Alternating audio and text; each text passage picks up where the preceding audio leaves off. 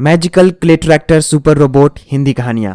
कन्हैयालाल अपने बेटे कुल्लू के साथ रामपुर नाम के गांव में रहता था। कन्हैयालाल खूब मेहनत करके थोड़ा पैसा ही कमा पाता था।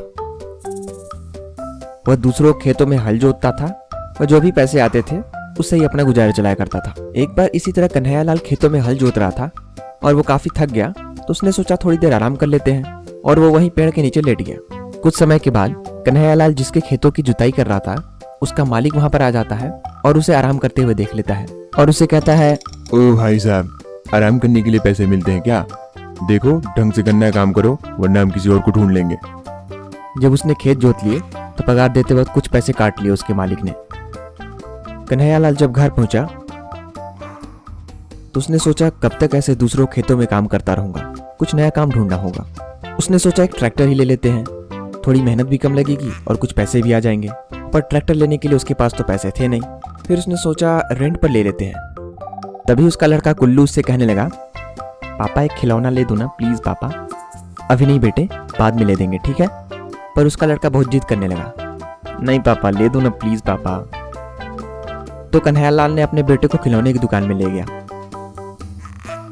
वहां पर उसके लड़के ने क्ले से बना ट्रैक्टर देखा तो उसने कहा, पापा ये वाला क्ले ट्रैक्टर चाहिए पापा। पर वो क्ले ट्रैक्टर थोड़ा कॉस्टली था। फिर भी उसके उतने जिद करने पर कन्हैयालाल ने उसे वो क्ले ट्रैक्टर दिला दी। कन्हैयालाल ने जो ट्रैक्टर लेने की सोची थी वो तो फिलहाल टल गया। उसने सोचा अभी फिलहाल रहने देते हैं, बाद में इसके बारे में सोचते हैं। हर रोज की तरह कन्हैयालाल खेतों में हल जोतने के लिए जाता है। उधर उसका लड़का क्ले ट्रैक्टर से खेल रहा था। वो उसके सारे बटन्स दबाकर देख रहा था कि किस बटन से क्या होता है। उस ट्रैक्टर में एक नीचे की तरफ लाल बटन था। लड़के का ध्यान उस बटन पर गया और उसने सोचा, इस बटन से क्या होता है, इसे दबा के देखूं क्या? उस बटन के दबाते ही वो क्ले ट्रैक्टर रोबोट में बदल गया।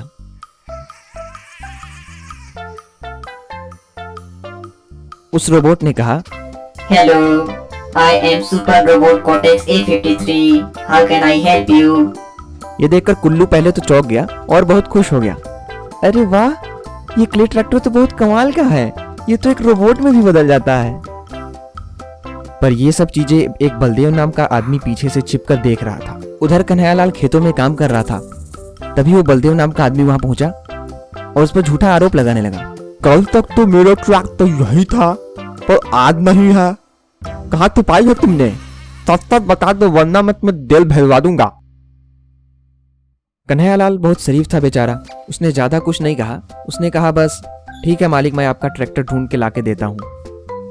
दुखी मन से बेचारा कन्हैयालाल अपने घर पहुंचा तो उसके लड़के ने पूछा, पापा आप आज उदास लग रहे हैं पापा।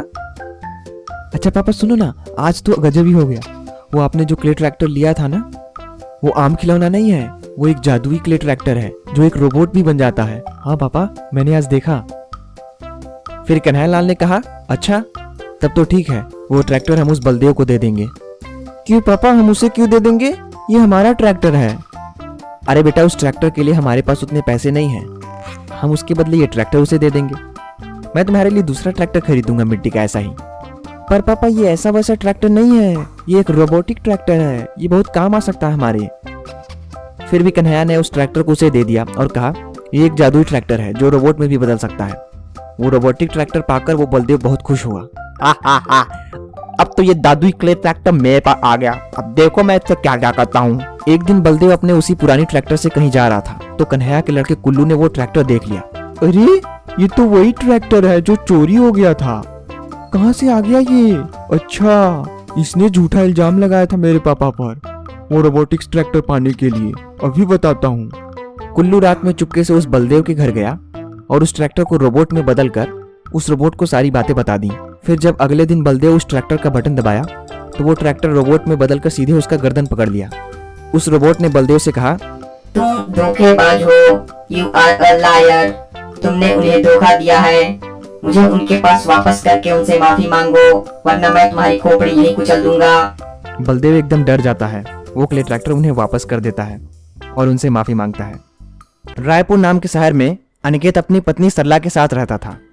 अनिकेत बाजार में सब्जियां बेचता था और उसकी पत्नी घर चलाती थी। सब्जियां बेचकर उतना पैसा नहीं आ पाता था, जिसकी वजह से उनकी जिंदगी काफी गरीबी में बीतती थी। कभी सब्जियां बिकती तो कभी नहीं बिकती, और कभी बिकती भी थी तो लोग उसे या फिर उधार पर खरीदते या फिर इसे मोल भाव करके कम कीमत पर खरीदते थे। अनिकेत के मोहल्ले में ही एक मुन्ना सेठ नाम का आदमी रहता था। वह अमीर था, पर वह बहुत कंजूस और कंजर टाइप का इंसान था।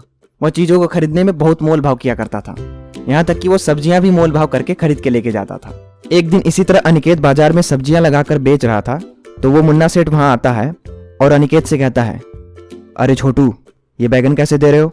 50 रुपए। और ये लौकी? वो भी 50 रुपए सेठ जी। ठीक है, दोनों 2-2 केजी दे दो। और हाँ, धनिया मिर्ची भी डाल देना। कितना हुआ? 200 सेठ जी। ये लो। लेकिन सेठ जी, ये तो 150 ही है। अरे ठीक है, रख लो। इस तरह कभी कोई सब्जियों के पैसे पूरे नहीं देता तो कभी कोई उधार पर ले जाता, और इसी तरह अनिकेत और उसकी वाइफ की जिंदगी कट रही थी। अनिकेत घर जाता है तो पत्नी सरला पूछती है, क्या हुआ, आज उदास लग रहे हो? अरे वो आज मुन्ना सेठ आया था, उसने सब्जियों के 50 रुपए कम दे दिए, ऊपर से धनिया मिर्ची भी मुफ्त में ले गया। वो मुन्ना सेठ है ही दुष्ट। क्या जी, कब तक ऐसे चलेगा? कैसे घर चलेगा हमारा इस तरह? एक दिन अनिकेत अपने सब्जी का ठेला लेकर बाजार जाता है।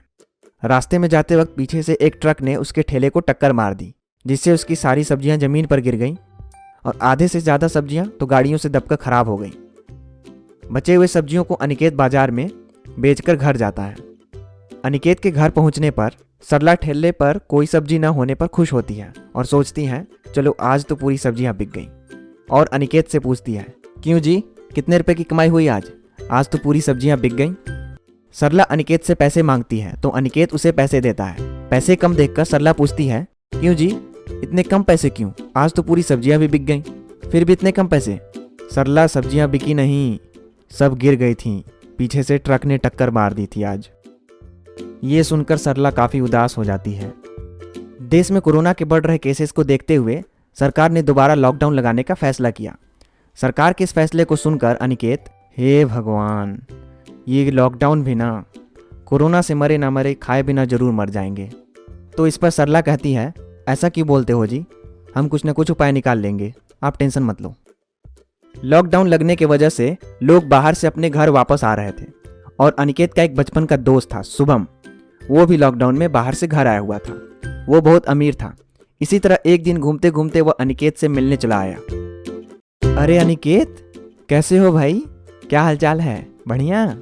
कैसा बीत रहा लॉकडाउन, ठीक हो ना? कहीं कोरोना वोरोना के चपेट में तो नहीं आ गए? बच के रहना। तो अनिकेत दुखी मन से, अरे क्या यार शुभम, गरीब का मजाक उड़ाते हो, ये गरीबों के लिए लॉकडाउन नहीं, भूखमरी है, भूखमरी। क्या हुआ अनिकेत, ऐसा क्यों बोल रहे हो, क्या हो गया? अरे क्या बताऊं यार, एक तो धंधा पहले से ही ठप था, बहुत दिनों के बाद तो धंधे में कुछ रौनक आई थी, अब ये फिर से लॉकडाउन। इस बार तो लगता है भीख मांगनी पड़ेगी। कोरोना के डर से कोई मार्केट ही नहीं आना चाहता है। सारी सब्जियां ऐसी ही पड़ी की पड़ी रह जाती हैं और सड़ जाती हैं। मुझे तो कुछ समझ ही नहीं आ रहा मैं अब क्या करूँ। अब बात तो सही है तुम्हारी, लॉकडाउन की वजह से बहुत लोगों का नुकसान हुआ है, मेरा भी काफ़ी नुकसान हुआ है।